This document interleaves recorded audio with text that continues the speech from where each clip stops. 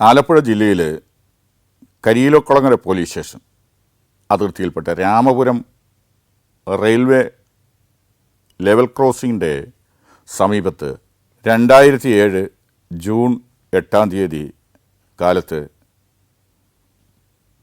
ഒരു മൃതശരീരം റെയിൽവേ ട്രാക്കിൽ 2 പാളങ്ങൾക്കുള്ളിലായിട്ട് കിടക്കുന്നതായിട്ട് കാണപ്പെട്ടതായ ഒരു വിവരം പോലീസ് സ്റ്റേഷനിൽ ലഭിക്കുകയാണ്.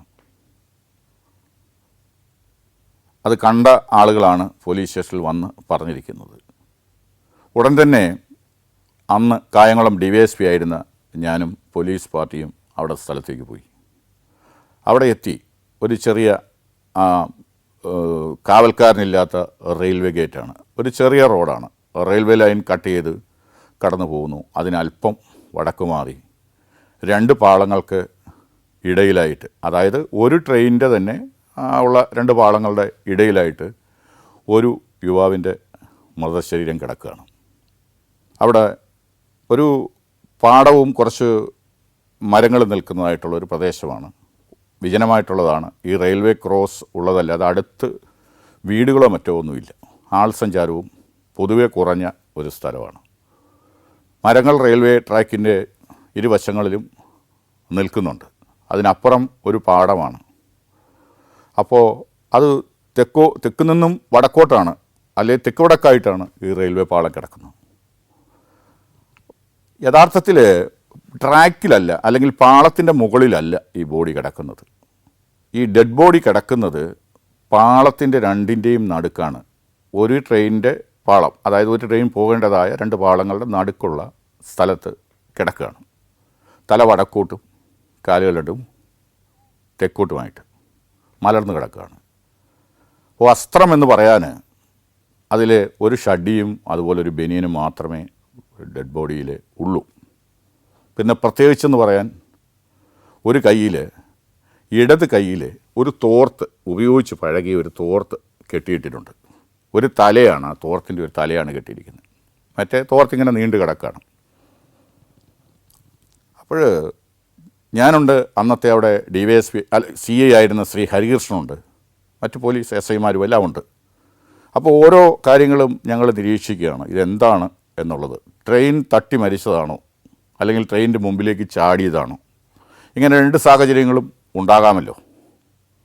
അപ്പോൾ ആ 2 സാഹചര്യം ഞങ്ങൾ വിലയിരുത്തി നോക്കി. അപ്പോൾ യഥാർത്ഥത്തിൽ ഈ ആൾക്ക് പരിക്ക് പറ്റിയിട്ടുണ്ട്, തലയ്ക്കും ശരീരത്തും പരിക്കുകൾ കാണാനുണ്ട്. പക്ഷേ ട്രെയിൻ തട്ടുകയോ അല്ലെങ്കിൽ റെയിൽവേ പാളത്തിൽ കിടക്കുകയോ ചെയ്തു കഴിഞ്ഞാൽ ഉണ്ടാകാവുന്ന പരിക്കുകളല്ല. അപ്പോൾ അത് ഞങ്ങളുടെ ശ്രദ്ധയിൽപ്പെട്ടു. അപ്പോൾ സൂയിസൈഡ് അല്ലെ ആത്മഹത്യ എന്നുള്ളത് വരുമ്പോഴും ട്രെയിനിൽ നിന്ന് വീണ് അവിടെ പതിക്കാനുള്ള സാധ്യതയും കുറവാണ്. സൂയിസൈഡാണ്, ആത്മഹത്യയാണ് എങ്കിൽ എന്തിനാണ് ഷഡിയും ബനിയനും ഇട്ട് അങ്ങനെ ഒരു കാര്യത്തിനായിട്ട് വരുന്നത്?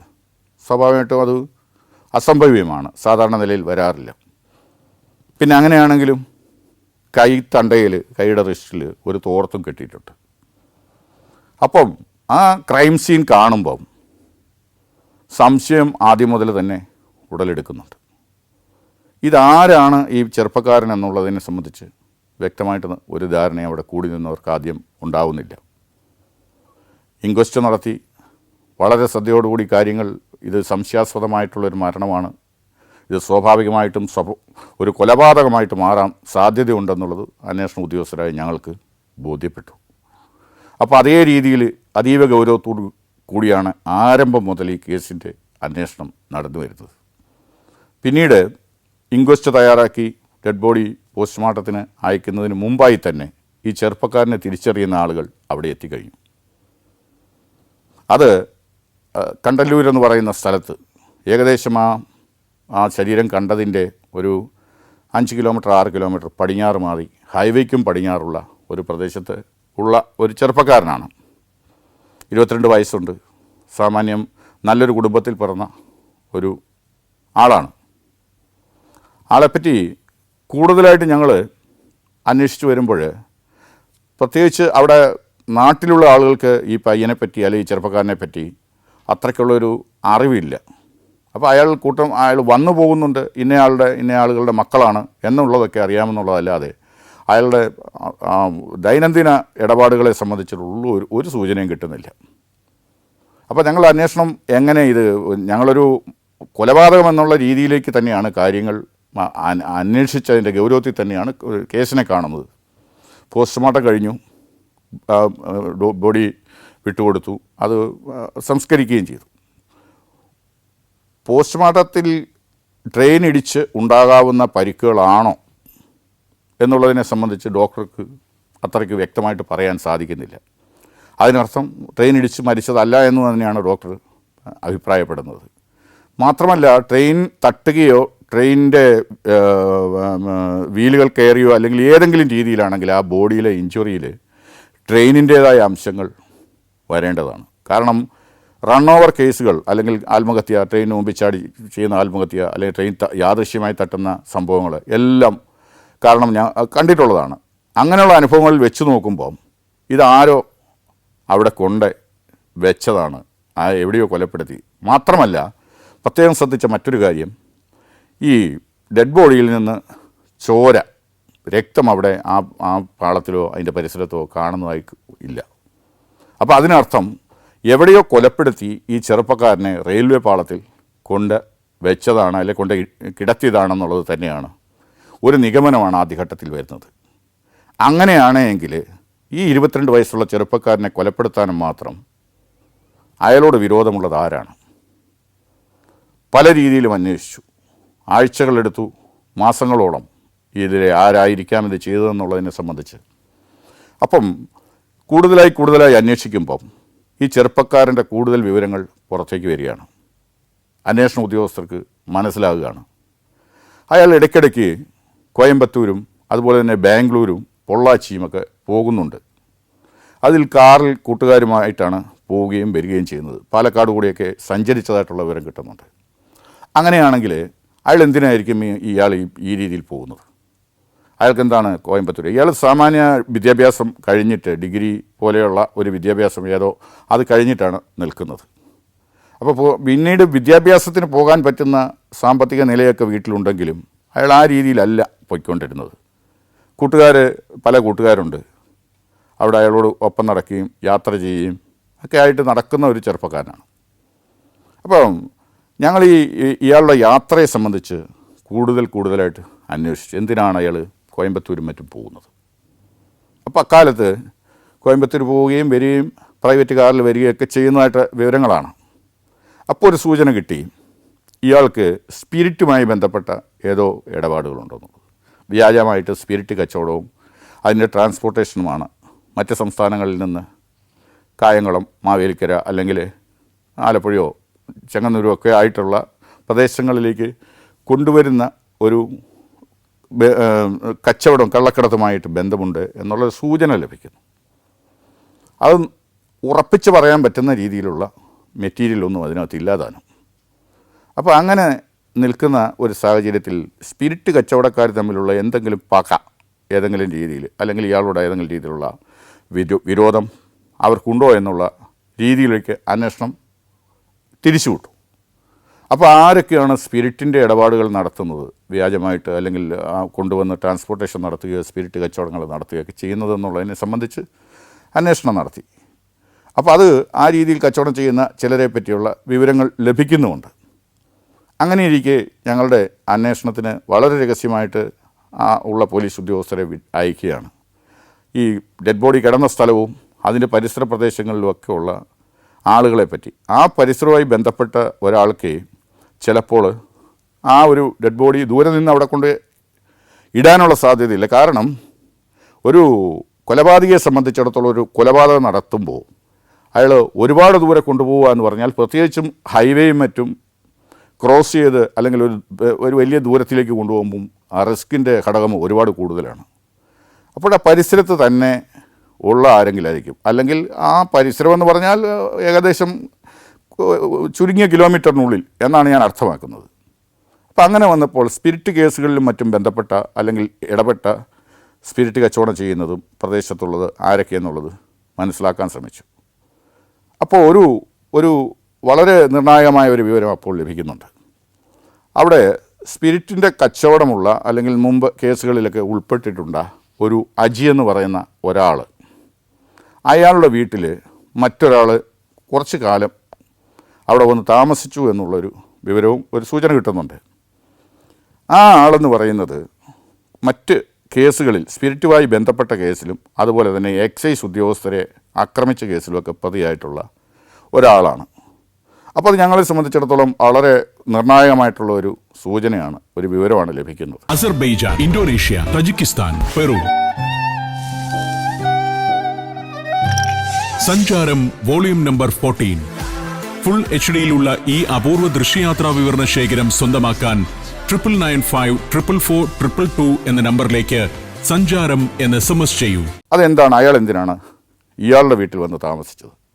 അതും രഹസ്യമായിട്ടാണെന്ന പോലെയാണ്. അപ്പോൾ അത് കൂടുതൽ അന്വേഷിച്ചു. ഈ പറഞ്ഞ ആ വന്ന് താമസിച്ച ആളിൻ്റെ പേര് രാജൻ നായർ എന്നാണ്. അയാൾ മാവേലിക്കര മാന്നാറടുത്ത് ഉള്ള ഒരാളാണ്. അയാളെപ്പറ്റി കൂടുതലായിട്ട് നിരീക്ഷിച്ചു. അയാളുടെ നീക്കങ്ങൾ എന്താണ്, എങ്ങനെയാണെന്നുള്ളത് അത് നിരീക്ഷിച്ചു. അയാൾ ഇവിടെ വന്ന് താമസിച്ചു അല്ലെ അവിടെ ഉണ്ടായിരുന്നു എന്നുള്ളതിനെ സംബന്ധിച്ച് വ്യക്തമായിട്ടൊരു ധാരണ വന്നു. അപ്പോൾ സ്വാഭാവികമായിട്ടും അയാൾ എന്തിനാണ് താമസിച്ചത്? അയാൾ ഒരു സ്പിരിറ്റ് കേസും അത് അല്ലെങ്കിൽ മറ്റ് ഇങ്ങനെയുള്ള എക്സൈസുമായിട്ടും അബ്കാരിയുമായി ബന്ധപ്പെട്ട കേസുകളിലൊക്കെ ഉൾപ്പെട്ടിട്ടുള്ള മുമ്പ് കേസുകളുള്ള ആളാണ്.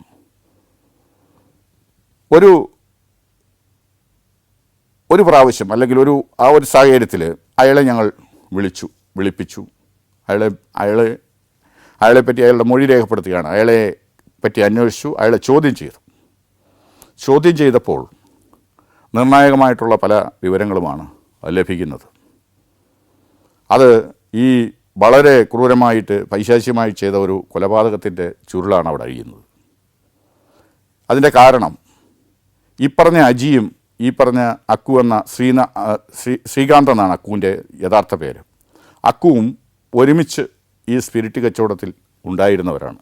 ഒരു സ്പിരിറ്റിൻ്റെ കടത്തിലും മറ്റും ഒരേ രീതിയിലല്ലെങ്കിൽ അജിയുടെ കൂടെ അയാളുടെ കീഴിൽ അയാളോടൊപ്പം പ്രവർത്തിച്ച ഒരാളാണ് ഈ അക്കു.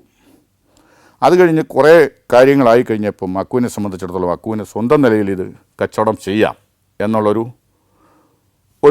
സ്റ്റേജിലേക്കെത്തി. അപ്പം ഈ അജി അറിയാതെ തന്നെ അക്കു സ്പിരിറ്റ് കൊണ്ടുവരാനും അത് കൊടുക്കേണ്ട ആളുകൾക്ക് വിതരണം ചെയ്യാനും ഉള്ളൊരു കാര്യം ആരംഭിച്ചു.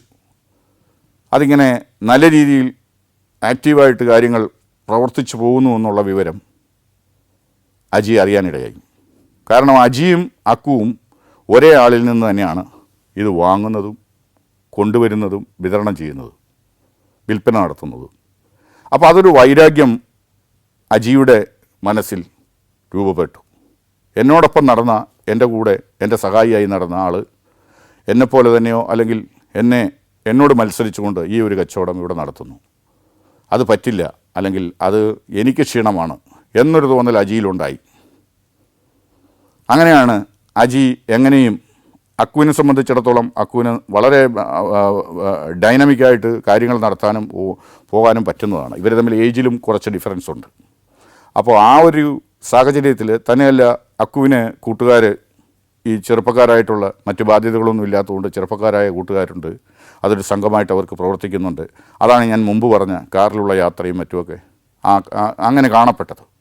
ഏത് വിധേനയും അക്കുവിനെ കൊലപ്പെടുത്തണമെന്നുള്ള ഉദ്ദേശത്തോടു കൂടിയാണ് അജി മുമ്പ് പല കേസുകളിൽ ഉൾപ്പെട്ടിട്ടുള്ള രാജൻ നായരുടെ സേവനം അല്ലെങ്കിൽ സഹായം ആവശ്യപ്പെട്ടത്. ഇവർ രണ്ടുപേരും ചേർന്ന് എങ്ങനെ ഇത് നടപ്പിലാക്കണം എന്നുള്ളത് ആലോചിച്ച് ഉറപ്പിച്ചു. അതിൻ്റെ അടിസ്ഥാനത്തിലാണ് ഈ അജിയുടെ വീടിൻ്റെ പരിസരത്തുള്ള ഒരു പറമ്പിൽ വെച്ച് അക്കുവിനെ അവർ അങ്ങോട്ട് വിളിച്ചു വരുത്തി. മറ്റൊരാളെ കൊണ്ടാണ് വിളിച്ചു വരുത്തി അവിടെ എത്തിച്ചത്. അക്കുവിനെ സംബന്ധിച്ചിടത്തോളം അജിയുമായിട്ട് ആ ഒരു തൃപ്തിയിലല്ല, അല്ലെങ്കിൽ ഒരു ബന്ധത്തിലൊരു ഉലച്ചിൽ തട്ടി എന്നുള്ളൊരു തോന്നൽ ഉള്ളതുകൊണ്ട് മറ്റൊരാൾ ഫോൺ ചെയ്ത് അവിടെ വരുത്തുകയാണ് ചെയ്തത്. അവിടെ വന്ന അക്കുവിനെ ഇവർ ചേർന്ന് കല്ലുകൊണ്ടിടിച്ചും മറ്റുമായിട്ട് കൊലപ്പെടുത്തിയ ശേഷം അക്കു ധരിച്ചിരുന്ന ഒരു കാവ്യമുണ്ടും ഷർട്ടും അവർ ഊരിയെടുത്ത് ഷഡിയും ബനിയനും മാത്രം ഇട്ടുകൊണ്ടാണ് അജിയുടെ മറ്റൊരു കൂട്ടുപ്രതിയായ വ്യക്തിയും കൂടി ഒരു ബൈക്കിൽ ഈ റെയിൽവേ ട്രാക്കിൻ്റെ ഭാഗത്തേക്ക് കൊണ്ടുപോകുന്നത്. അത് നമ്മൾ മുമ്പ് ഞാൻ പറഞ്ഞ ആ ഒരു തോർത്ത്, കയ്യിലുള്ള റിസ്റ്റിലുള്ള ഒരു തോർത്ത് കെട്ടിയിരുന്നു എന്നൊന്ന് പറഞ്ഞത്, അതിൻ്റെ ഒരു സാഹചര്യമുണ്ട്. അതായത് ഒരു ബൈക്കിൽ, അജി ഓടിക്കുന്ന ബൈക്കിൽ മരിച്ച അക്കുവിനെ പിന്നിലിരുത്തിയിരിക്കുകയാണ്. അപ്പം അക്കുവിൻ്റെ 2 കൈ റിസ്റ്റിലും കൊണ്ടൊരു തോർത്ത് കെട്ടിയിട്ട് അത് അജിയുടെ ശരീരത്തിലൂടെ കെട്ടിയിരിക്കുകയാണ്. അതായത് ബോഡി താഴേക്ക് പിന്നിലേക്ക് പോകാതിരിക്കാവുന്ന രീതിയിൽ, കൈകൊണ്ട് പിടിച്ചു പോകുന്ന രീതിയിൽ, ഒറ്റ നോട്ടത്തിൽ അവർ ബൈക്കിൽ പോകുന്നു എന്നുള്ളൊരു പ്രതീതി ഉണ്ടാകുന്ന രീതിയിൽ. എന്നിട്ട് അക്കുവിൻ്റെ ശരീരത്തിൻ്റെ പിന്നിൽ വേറൊരാളും കൂടെ കയറിയിട്ടുണ്ട്. ഒരു ഡെഡ് ബോഡി നടുക്ക് വെച്ച് ബൈക്ക് ഓടിച്ച് അതിൻ്റെ പിന്നിൽ മറ്റൊരാളെ ഇരുത്തി റെയിൽവേ ട്രാക്കിൽ കൊണ്ടുവന്ന് അവിടെ കിടത്തുകയാണ് ചെയ്തത്. അക്കുവിനെ റെയിൽവേ പാളത്തിൽ 2 പാളങ്ങളുടെ നടുക്കായിട്ട് വെച്ചു. അപ്പോൾ അവർ യഥാർത്ഥത്തിൽ ഒരു കൈ അജിക്ക് ഊരി പുറത്തു പോകാൻ വേണ്ടി ഈ അക്കുവിൻ്റെ ഒരു കൈയിലെ കെട്ട് മാത്രമേ അഴിച്ചുള്ളൂ. അത് കഴിഞ്ഞാൽ തോർത്തോടു കൂടിയാണ് അവർ ഈ പറഞ്ഞ പാളത്തിൻ്റെ നടുവിൽ കൊണ്ടുവയ്ക്കുന്നത്. അത് അവരുടെ ഭാഗത്തു നിന്നുണ്ടായ ഒരു നോട്ടക്കുറവെന്ന് പറയാനൊക്കെ ആ സാഹചര്യത്തിൽ അങ്ങനെ ചെയ്തിട്ടുള്ളതാവും. അപ്പോൾ അത് ആ ചോദ്യത്തിന് നമുക്ക് അപ്പോൾ ഉത്തരം കിട്ടി. ഈ പ്രതികളെല്ലാവരും തന്നെ എങ്ങനെ ബോഡി ഡിസ്പോസ് ചെയ്യണം എന്നുള്ളതിനെ സംബന്ധിച്ച് വ്യക്തമായ ധാരണ അവർക്കുണ്ടായിരുന്നു. അക്കുവിനെ വിളിച്ചു വരുത്തി ഈ പറഞ്ഞ സ്ഥലത്ത് വെച്ച് കല്ലുകൊണ്ടിടിച്ച്, അതായത് ട്രെയിനിൻ്റെ ഏതെങ്കിലും ഭാഗം തട്ടിയാൽ ഉണ്ടാകാവുന്ന പരിക്ക് എന്നുള്ള രീതിയിൽ പരിക്കുകൾ ഏൽപ്പിച്ച് അവിടെ റെയിൽവേ ട്രാക്കിൽ കൊണ്ട് ഉപേക്ഷിക്കാനാണ് അവർ ഉദ്ദേശിച്ചിരുന്നത്. ആ രീതിയിൽ തന്നെയാണ് അവർ പ്രവർത്തിച്ചിട്ടുള്ളത്. വസ്ത്രങ്ങൾ എടുത്ത് മാറ്റി അവിടെ അടുത്തുള്ളൊരു കുളത്തിൻ്റെ ചെളി പിടിച്ച സ്ഥലത്ത് കൊണ്ട് ഇട്ടിരുന്നു. ആ വസ്ത്രങ്ങൾ പിന്നീട് ഇവരെ പ്രതികളെ അറസ്റ്റ് ചെയ്ത് തെളിവിലേക്ക് എടുക്കാനും സാധിച്ചിട്ടുണ്ട്. പിന്നെ മറ്റൊരു കാര്യം കൂടി, അതായത് അക്കുവിൻ്റെ മരണശേഷം അക്കുവിൻ്റെ ഡെഡ് ബോഡി വീട്ടിലേക്ക് വരുന്ന സമയം അക്കുവിൻ്റെ വീടിൻ്റെ തൊട്ട് പരിസരത്തുള്ള ഒരു സ്ത്രീ, ഒരു യുവതി ബാത്റൂമിൽ മണ്ണെണ്ണ ഒഴിച്ച് തീ കൊളുത്തി ആത്മഹത്യ ചെയ്യുകയാണ്. ഇത് രണ്ടും എന്താണ് എന്നുള്ളതിനെ സംബന്ധിച്ച് ഒരു സംശയം, അല്ലെങ്കിൽ ആ ഒരു രീതിയിലേക്ക് ഈ കേസിൻ്റെ ഒരു ട്വിസ്റ്റ് എന്നുള്ള നിലയ്ക്ക് ഞങ്ങൾക്ക് തോന്നി. അപ്പോൾ ഈ അക്കു സ്പിരിറ്റിൻ്റെ കച്ചവടം ആരംഭിച്ചത് പരിസരത്തുള്ള ആ അയൽവാസിയായിട്ടുള്ള, അവർക്ക് പരിചയമുള്ള അടുപ്പമുള്ള ഒരു യുവതിയുടെ കയ്യിൽ നിന്ന് 30 പവനോളം സ്വർണം വാങ്ങി പണയം വെച്ചോ വിറ്റോ എന്നുള്ളത് അറിയില്ല, പണയം വെച്ചതായിട്ടാണ് മനസ്സിലാക്കാൻ സാധിച്ചത്. ആ രീതിയിൽ പൈസ സംഘടിപ്പിച്ച്, അല്ലെങ്കിൽ പൈസ സമ്പാദിച്ചിട്ടാണ് ഈ ബിസിനസ്സിലേക്ക് ഇറങ്ങിയത്. അപ്പോൾ അക്കു മരിച്ചു എന്നുള്ള ആ വിവരം വളരെ ഷോക്കിംഗ് ആണ്. മറ്റൊരു കാര്യം, അതുപോലെ തന്നെ ആ യുവതി അത് ഭർത്താവിനോട് പറഞ്ഞിട്ടല്ല ആ രീതിയിലൊരു ഇടപാട് നടത്തിയിരുന്നത്. ഭർത്താവ് ആ സ്ഥലത്ത് ഉണ്ടായിരുന്ന ആളുമല്ല. അപ്പം അങ്ങനൊരു സംഭവം കൂടി ഇതിനനുബന്ധമായിട്ട് നടക്കുകയും ചെയ്തിട്ടുണ്ട്. ഈ കേസിൽ എല്ലാ തെളിവുകളും ശേഖരിച്ച് അന്വേഷണം നടത്തി, അന്വേഷണത്തിൽ ചാർജ് ഹാജരാക്കി. അതുപോലെ തന്നെ ഈ കേസിലെ പ്രതികൾക്ക് ജീവപര്യന്തം ശിക്ഷയും അതോടൊപ്പം 25,000 രൂപ പിഴയും കോടതി ശിക്ഷിച്ചു. അപ്പോൾ സമയമെടുത്താലും കേസിൽ കൃത്യമായ പ്രതികളെ അറസ്റ്റ് ചെയ്യണമെന്നുള്ള ഒരു നിർദ്ദേശം. അപ്പം ആരാണ്, എങ്ങനെയാണ് ഇതിൽ ഉൾപ്പെട്ടിട്ടുള്ളതെന്ന് കണ്ടുപിടിക്കുക വളരെ ബുദ്ധിമുട്ടാണ്. കാരണം പാർട്ടി ഗ്രാമങ്ങളാണ്. അവിടെ നിന്ന് നമുക്കൊരു രഹസ്യം, അല്ലെങ്കിൽ അതുമായിട്ട് ആ രീതിയിലുള്ളൊരു വിവരം നമുക്ക് ലഭിക്കില്ല. 2 കൂട്ടരുടെയും, അതുപോലെ തന്നെ BJP-യുടെയും അതുപോലെ തന്നെ CPM-ൻ്റെയും പാർട്ടി ഗ്രാമങ്ങളുണ്ട്.